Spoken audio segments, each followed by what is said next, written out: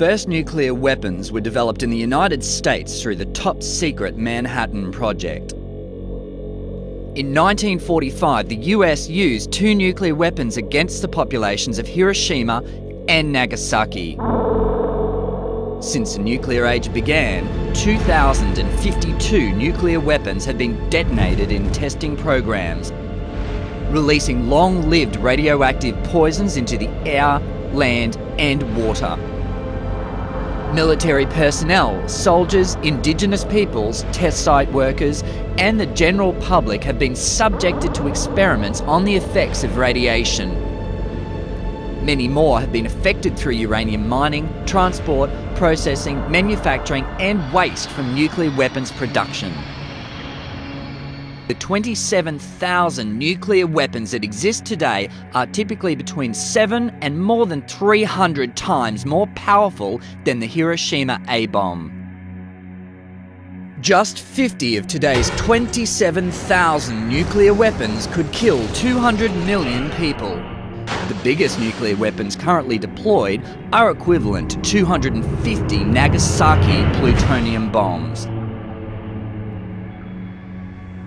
97% of the nuclear weapons in existence today are in the arsenals of the USA and Russia. Belgium, Germany, Italy, the Netherlands, the UK and Turkey have US weapons on their soil as part of the NATO nuclear umbrella. Over 2/3 of Europeans polled in these countries want the weapons removed. All 44 countries that have a nuclear research reactor or nuclear electricity program have the capacity to build nuclear weapons. There is a black market for nuclear technology and materials. Nuclear weapons are portable, can be launched from the field. They are on ships and submarines, and on bombers that fly 24 hours a day. There are plans to put nuclear weapons in space.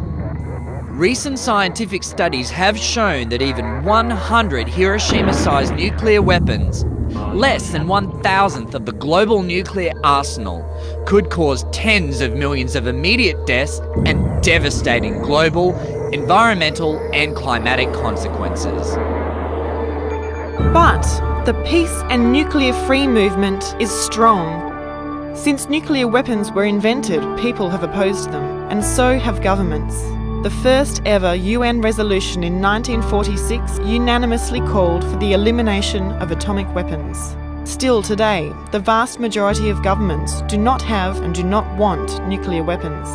Governments were encouraged to work for disarmament by Albert Einstein and Bertrand Russell and other leading scientists and intellectuals who signed the Einstein-Russell Manifesto. It warned of the dangers posed by nuclear weapons and called on world leaders to find peaceful solutions to international tensions. Dr. Albert Schweitzer's 1957 radio broadcast, what he called his Declaration of Conscience, set the medical and moral foundation for the abolition of nuclear weapons. Decades later, international physicians for the prevention of nuclear war won the Nobel Peace Prize for uniting doctors across the Cold War divide to raise awareness of the threats posed by nuclear weapons. Their prescription for survival was, and remains, the complete elimination of nuclear weapons. In the 1980s, the peace and anti-nuclear movement had a great impact, forcing the superpowers to negotiate, share information, and reduce the stockpiles of weapons. 1 million people gathered in New York in 1983 to protest the nuclear threat. At that time, the biggest demonstration ever seen.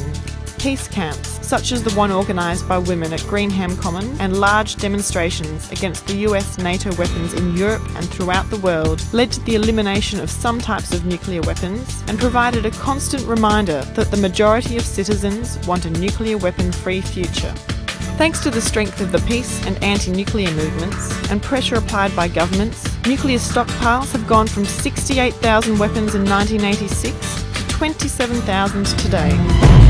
Also, nuclear testing in the environment and underground has almost stopped, and a treaty exists to halt nuclear testing forever. 1,600 mayors across the world have formed Mayors for Peace and campaigned against their cities being nuclear targets. Physicians and health professionals have redoubled their efforts for a nuclear weapon-free future, launching ICAN, the International Campaign to Abolish Nuclear Weapons.